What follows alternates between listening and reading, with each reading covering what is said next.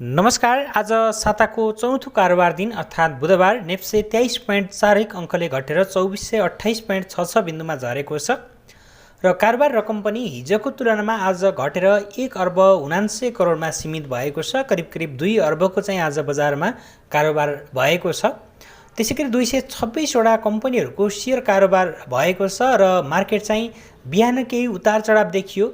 बजार चाहिँ एकैछिनमा तल झर्ने एकैछिनमा फेरि माथि जाने क्रम चाहिँ हामीले देख्न पाइन्थ्यो र त्यसपछिका दिनहरूमा पनि बजारमा केही उतार चढावहरू आए, तर बजार चाहिँ अन्तिममा घटेर नै बन्द भएको छ र समग्रमा भन्ने हो भने बजार पोजिटिभ देखिएन। आज पनि स्ट्रङ हुन सकेन बजार अझै पनि र यो अवस्थामा केही होटल एन्ड टुरिज्म लगायतका केही सब इन्डेक्सहरूमा चाहिँ हामीले वृद्धि देख्न सकिन्छ। होटल एन्ड टुरिज्म चाहिँ सर्वाधिक 2% वृद्धि भएको छ। त्यसैगरी अदर्स सब इन्डेक्स पनि 0.32 र त्यसैगरी म्युचुअल फन्ड बाहेकका अन्य सबै सब इन्डेक्समा चाहिँ गिरावट देख्न सकिन्छ। ब्याङ्किङ सब इन्डेक्स पनि 1.13%ले घटेको छ र त्यसैगरी आज बजार घटेको दिन केही कम्पनीका लगानीकर्ताहरूले पनि राम्रै प्रफिट चाहिँ निकाल्न सफल भएका छन्, जसमा नेस्टो समृद्ध लघुवित्तका लगानीकर्ताहरूले 10% आज आम्दानी गर्न सफल भएका छन् र त्यसैगरी एसएचएल, टिआरएच, युएमआरएच, एसएचएल, ओएचएल, जाल्पा, त्यसैगरी एसआइजिएस2, एसइएफ, पिआरआइएन लगायतको चाहिँ आज सर्वाधिक सेयर मूल्य चाहिँ वृद्धि भएको छ र त्यसैगरी आज बजार घटेको दिन सर्वाधिक मूल्य घट्नेमा चाहिँ इनर्जिङ नेपाल 1 नम्बरमा रहेको छ, जसको सेयर मूल्य 1190 रुपियाँ 70 पैसा रहेको छ। त्यसैगरी 132 रुपियाँ 30 पैसा यसको सेयर मूल्य घटेको हो भने 10%ले नै आज यसको सेयर मूल्यमा चाहिँ गिरावट भएको छ र त्यसैगरी आरयुएलबी, बिएनएचसी, एनएसएलबी, एसआइसिएल, एमएचएनएल, एसएमएफबिएस, एसएबिएसएल, जियुएफएल, आइसिएफसी लगायतको चाहिँ आज सर्वाधिक मूल्यमा चाहिँ गिरावट भएको छ। आरयुएलबीको कुराकानी गर्ने हो भने 1660 रुपियाँ रहेको छ र यो मूल्यमा तपाईहरूले नबेचिकन यसलाई चाहिँ होल्ड गरेर राख्न पनि सक्नुहुनेछ र अब यसको आइपिओमा सूचीकृत भइसकेपछि आजदेखि चाहिँ राम्रोसँग कारोबार भएको र आज यसको सेयर मूल्य पनि घटेको छ।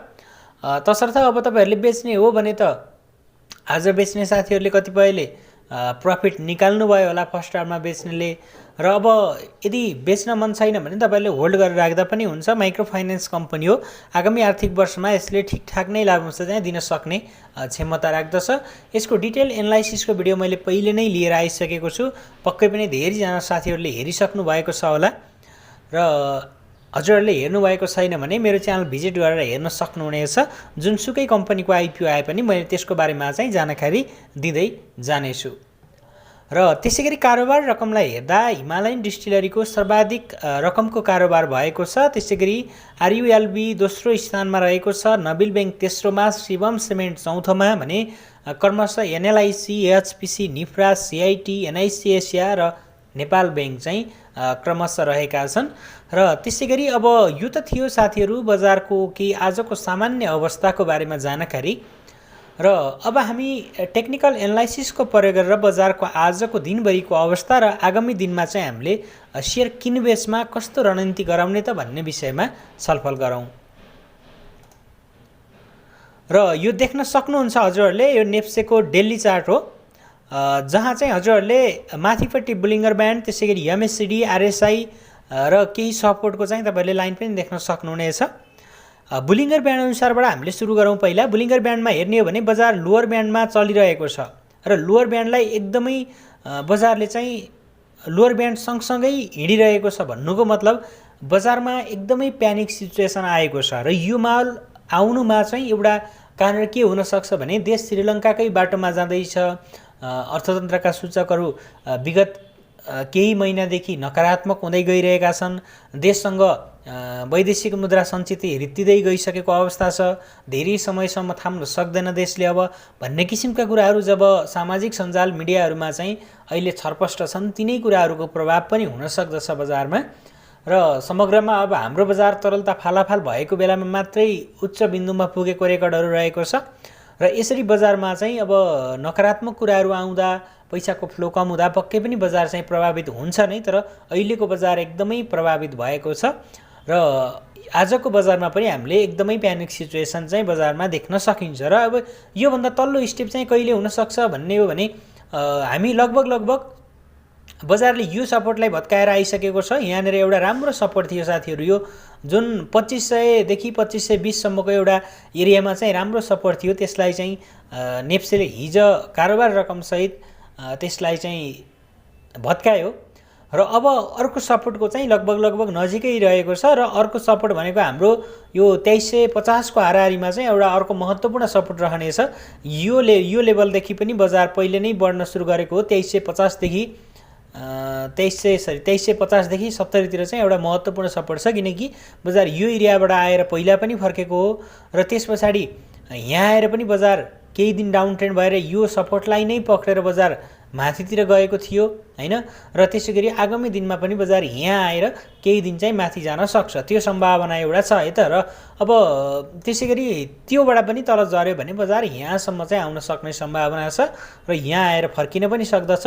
तर यहाँ नआउँदै बिचमा एक दुईवटा चाहिँ हामीले यस्तो किसिमको के अरे क्यान्डलहरू देख्न सकिनेछ, एक दुई दिन बजार बढेको देख्न सकिनेछ। तर बढ्यो भन्दैमा हामी हतारिएर लगानी चाहिँ नगरिहाल्ने। र बढाइ पनि कस्तो बढाइ हुनेछ भने यो जुन लेभल छ नि, यो लेभलबाट घट्यो हैन, यो एउटा डाउन ट्रेन्डलाई नै पक्रिरहेको छ कि यहाँबाट हेर्ने हो भने मार्केट टोटली डाउन ट्रेन्डमा छ, त्यो डाउन ट्रेन्डलाई ब्रेक गर्न सकिरहेको छैन र डाउन ट्रेन्डको तल नै रहेको छ। यहाँबाट अलिकति घट्यो माथि गयो हैन, यो लेभलमा किन्नेले केही प्रफिट बुक गर्न पाए यहाँनिर।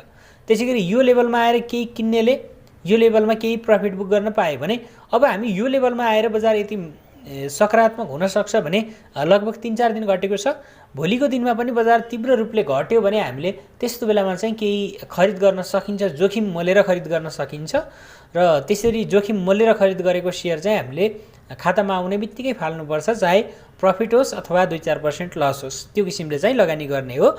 र जहाँसम्म लाग्छ अब 4-5 दिन घटिरहेको छ र भोलिका दिनमा पनि राम्रै तरिकाले घट्छ भने चाहिँ केही अवसर हुन सक्दछ। यो जस्तो अवसर यहाँ भएको थियो त्यस्तै यहाँ पनि केही आउन सक्छ, किनकि बजार निरन्तर घटिरहने मात्रै हुँदैन, बियरिश ट्रेन्डमा पनि बजार क्रमशः बढिरहेको पनि हुन्छ कहिलेकाहीँ।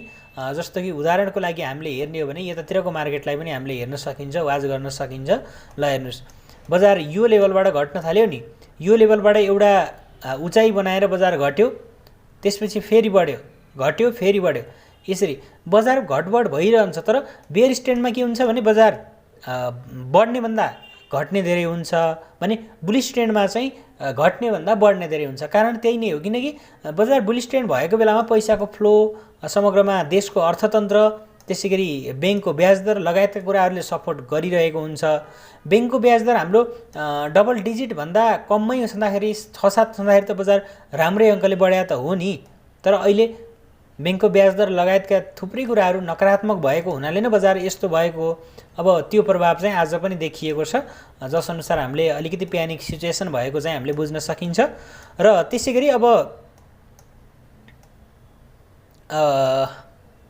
एमएसडीको अनुसार हेर्ने हो भने एमएसडीमा सेल सिग्नल जेनेरेट भएको धेरै समय भइसकेको छ र बजार अझै पनि नकारात्मक नै रहेको छ र त्यस्तो सकारात्मक भइहाल्ने त्यस्तो किसिमको वातावरण अझै पनि बजारमा चाहिँ देखिएको छैन। र मतलब 1-2 दिन बजार बढ्यो भने पनि एमएसडीले बाइ सिग्नल चाहिँ जेनेरेट गर्नेवाला छैन र 1-2 दिन बढ्यो भन्दैमा हामी सेयर खरिद गरिहाल्ने पनि होइन। रिस्क लिन चाहनुहुन्छ भने तपाईहरु अलिकति एक्सपर्ट हुनुहुन्छ ट्रेडमा भने त्यो अवस्थामा गर्न सक्नुहुनेछ, एक्सपर्ट हुनुहुन्न, ट्रेड गर्न सक्नुहुन्न, ट्रेडिङको बारेमा त्यति धेरै ज्ञान छैन भने तपाईहरुले चुपचाप लागेर बस्ने हो। यो अवधिमा ट्रेडको लागि भनेर सेयर खरिद गर्ने समय हुँदै होइन है त। र त्यसैगरी अब हामी आरएसआई को लेभलको बारेमा टेस्ट गर्ने हो भने आरएसआई को लेभल पनि एकदमै घट्दै आइरहेको छ। अहिले आरएसआई को लेभल घटेर आज करिब एकछिन है त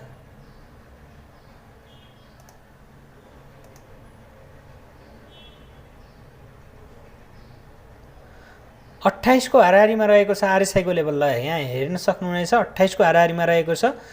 बजार बढ्दै जाँदा केही सकारात्मक हुने कोसिस गरे पनि त्यो कोसिस चाहिँ निरन्तर टिकिरहन सकेको छैन र आरएसआई पनि यस्तो लाइनमा रहेको छ, घट्दो क्रममा नै देखिएको छ। मार्केट बढ्दाखेरि 2900 लाई क्रस गरेर माथि जाँदा आरएसआईको लेभल पनि 70-73 सम्म पनि पुगेको थियो यो लाइनसम्म।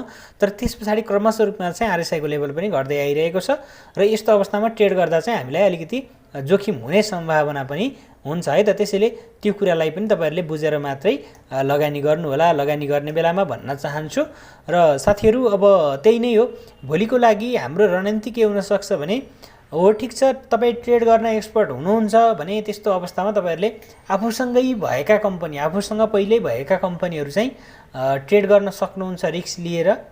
एकदमै म्याक्सिमम रिस्क छ अहिलेको बजारमा र अब टेक्निकल्ली बाइ सिग्नल छैन। हामीले बजारको सिचुएसन हेरेर बाइ गर्ने हो भने धेरै रिस्क छ, धेरै रिस्कमा पनि हामीले खरिद गर्न सकिन्छ। तर मैले अब भन्ने हो भने खरिद नगर्नुस् नै भन्छु। अहिलेको कन्डिसनमा स्ट्रङ एउटा बाइङ अपर्च्युनिटी नआएसम्म हामी अहिलेको बजारमा चाहिँ प्रवेश गर्नको लागि, ट्रेडिङको लागि भनेर त्यति उत्तम छैन। यदि इन्भेस्टमेन्टको लागि तपाईहरुले लगानी गर्दै हुनुहुन्छ भने त्यो अवस्थामा त पक्कै पनि अहिलेको यो घटाइ चाहिँ अवसर हो। बढ्दो बजार सबैले कमाइरहेका हुन्छन्, बढ्दो बजारमा सबैलाई फाइदा हुन्छ, तर घट्दो बजारमा चाहिँ सबैले गुमाइरहेका हुन्छन्, सबैलाई घाटा नै हुन्छ। र त्यसैगरी अब यो लङ टर्म इन्भेस्टरलाई चाहिँ घट्दो बजार एउटा अवसर हो भने त्यसैगरी ट्रेडरहरूलाई चाहिँ बढ्दो बजार चाहिँ अवसर हो। ट्रेडरहरूले बढ्दो बजारमा पक्कै पनि इन्भेस्टरले भन्दा बढी कमाउँछन्, तर घट्दो बजारमा चाहिँ इन्भेस्टरहरूले त्यति धेरै त्यो के रे गुमाउनु पर्दैन। तर ट्रेडरहरूले चाहिँ एकदमै नोक्सानी बेहोरिरहेका हुन्छन्, स्टप लस धेरै गरिरहेका हुन्छन्। त्यसैले अहिलेको अवस्थामा मैले तपाईहरुलाई चाहिँ टेक्निकल्ली किन्नुस् भन्ने सिग्नल पनि आएको छैन र मैले पनि किन्नुस् चाहिँ भन्दिनँ है त। र आजको लागि यति नै रहेको छ साथीहरु। हाम्रो भेट अर्को भिडियोमा हुने नै छ। भोलिको नेप्से अपडेट तथा मार्केट एनालाइसिसको भिडियोमा पक्कै पनि हुनेछ। त्यति बेलासम्मको लागि चाहिँ बिदा माग्न चाहन्छु। धन्यवाद।